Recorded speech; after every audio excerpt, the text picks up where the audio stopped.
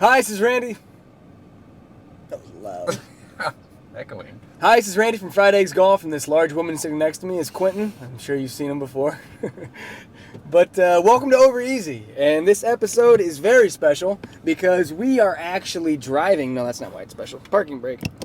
We're in Covington, Georgia, where Bridgestone Golf's factory is, and we've actually been invited down here by Bridgestone to partake in the Tour Championship, which has been pretty cool so far. Yeah, it's been awesome. We went on a factory tour today where they make the Bridgestone golf balls from start to finish. Incredible. It was incredible. Eye-opening. I will never look at a golf ball the same way Yeah. ever again because I guess I was just totally naive to the whole... Yeah, I mean, I knew it took a lot of time and it wasn't like a simple process, but you never really, you don't get your mind wrapped around it until you actually see it.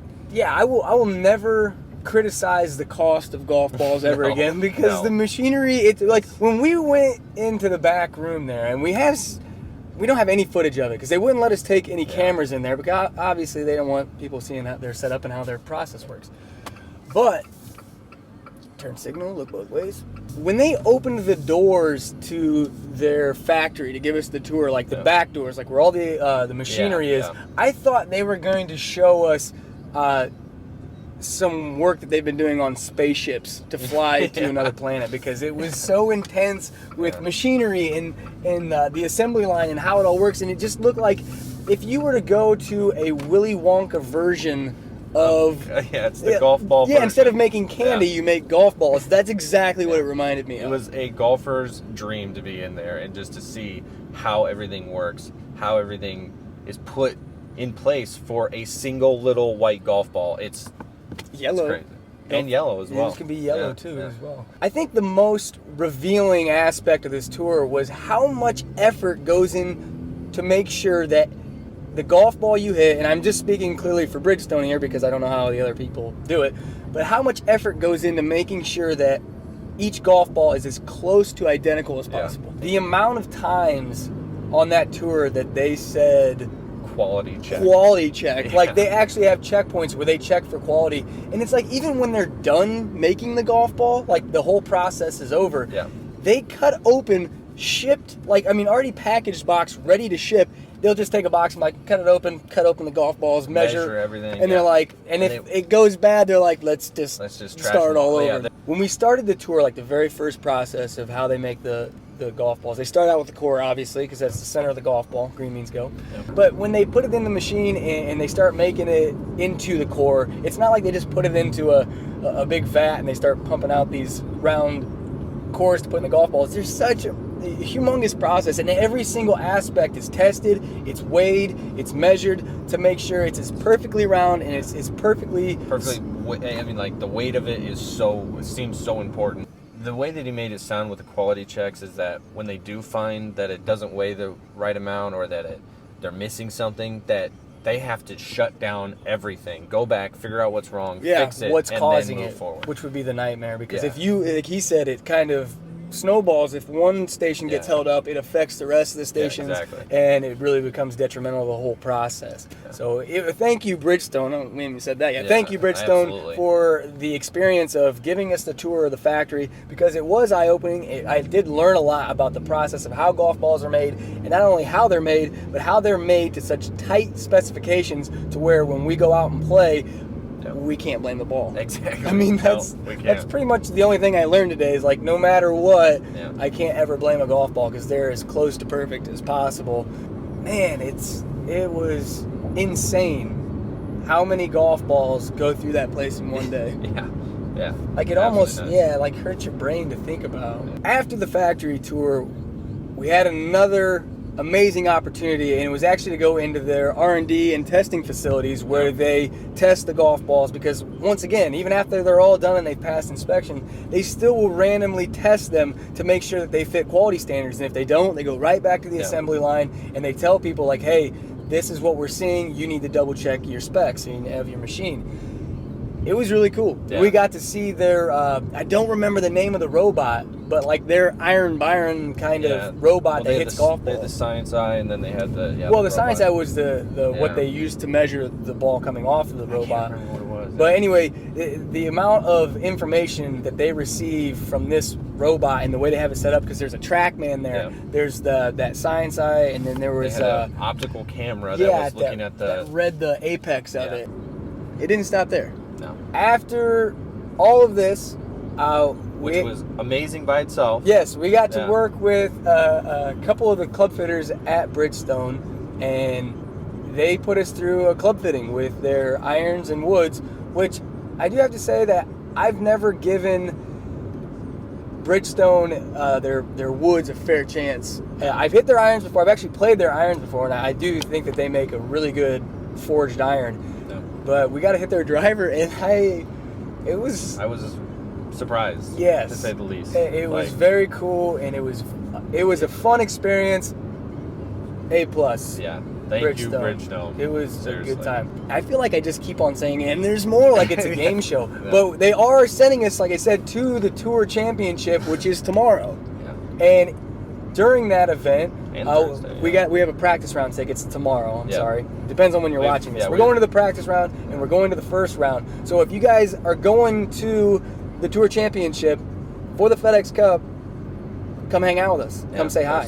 You're going to see us walking around. Probably wearing a Bridgestone hat like this or some version of. Yep. And he's humongous. You won't miss him. Not a chance. And there's more. We're going to take over Rick Shiel's Snapchat. And if you don't know what Snapchat is, don't worry about it. I do. I didn't know either. Yeah. I don't know how it works, but Quentin's going to operate it, and he's going to let me be a part of it, which will be fun. Yeah. But we're taking over Rick Shiel's Snapchat channel, so if you have a chance to, if you have Snapchat, follow Rick. It's Rick Shiel's PGA. Shiel's PGA, yeah. And you follow him on Snapchat, and you will see us tomorrow at the Tour Championship during the practice round. And we may even include you if you're there. Come up and we'll put you in a snap. Yeah. Do they call it snaps? Yeah. This guy's getting hip. Look at this guy. Since we're going to be at the Tour Championship, we might as well give some predictions. Now, if you guys watched last episode of Over Easy, I gave some predictions of... I didn't really give a specific one. I think it was Patrick Reed, I said Roy McIlroy, and then Jason Day were like the three I thought were front runners to win. Which was not really fair, because I just basically picked three guys out of the top five. Yeah. And now that Dustin Johnson won the BMW, I'm like really nervous that he's going to win now. Like I jump on the bandwagon. Whoever's playing well. I still would like to see Rory win. That's like my heart pick. I want to see Rory win. I don't know. Top five. We've got Dustin Johnson. Okay. Patrick Reed. Okay. Adam Scott. Okay. Jason Day. Paul Casey. Paul Casey's top five? Who's six? Rory McIlroy. Rory's. Then Jordan. Then Jordan. Yeah. And I believe, I can't remember, but I think it's like the top five, points-wise, if they win it outright. Yeah. But technically outside of that, I don't know exactly the position, but it's around 5 or 6. If they win, somebody has to finish like worse than like a tied for second or something. Who do you think? I'm going to let you go first. I honestly Who do you think wins the FedEx Cup? You can give a Tour Championship winner if you think it's going to be somebody else, but who wins the Tour Championship and then goes on to win the FedEx Cup? I think that Dustin Johnson, with how well he's playing, it's tough to bet against him. It's very tough. From what I know about this course, which is very little, these greens are tough. And if he's putting well... You did play it on Tiger Woods. I did play it on Tiger Woods, which gives me a ton of information about it. He told me in preparation for this that he played the course on Tiger Woods, so he felt like he knew a little bit about it.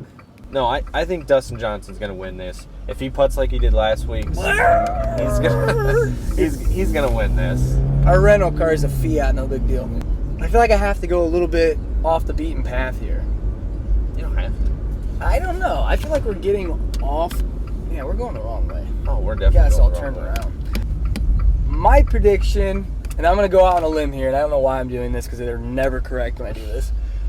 I'm never correct anyway. Jordan Spieth. Jordan Spieth wins the Tour Championship, but Dustin Johnson wins the FedEx Cup. In closure, thank you, Bridgestone, for the trip. Very Thank you for the much, factory yeah. tour, the club fitting. It was marvelous. I think you guys do a great job. I think you make a great product. Second, we're taking over Rick Shields' Snapchat tomorrow. Blast. So if Find you have us. Snapchat, Seriously. go follow Rick Shields PGA. Yeah. We're gonna be taking it over tomorrow. Should we put we're gonna put a sample video right now. Hi, this is Randy from Fried Eggs Golf, and we're here at the Tour Championship. And tomorrow we're going out to the practice round, and we're taking over Rick Shields' Snapchat. So, Quentin, get out of the bathroom. So tomorrow, if you want to follow us, it's Rick Shields PGA Snapchat. Follow us. It's gonna be great. Quentin, get out of the bathroom. I'm right here. Well, who's in the bath?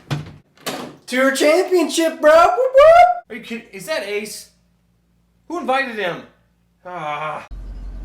Okay, sample video's over. Video. That's kind of what it's going to be like. That's our sense of humor. If you like that, you should probably go over there and check it out. We gave our predictions for the Tour Championship and the FedEx Cup. Yep. Let us know what you think. Put it in the comment section below. Let us know who you think is going to win the Tour Championship and the FedEx Cup. And let us know what you think of our picks.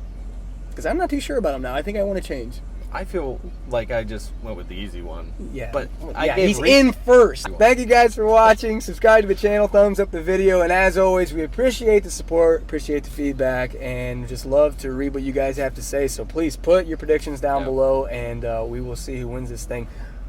I don't know how much content we're going to be able to capture for the YouTube channel tomorrow because we're going to be busy running the Snapchat. Yeah. I don't know what we can do camera-wise in there with the equipment we have, with like a tripod or anything like that. So I'm going to try to capture a little bit.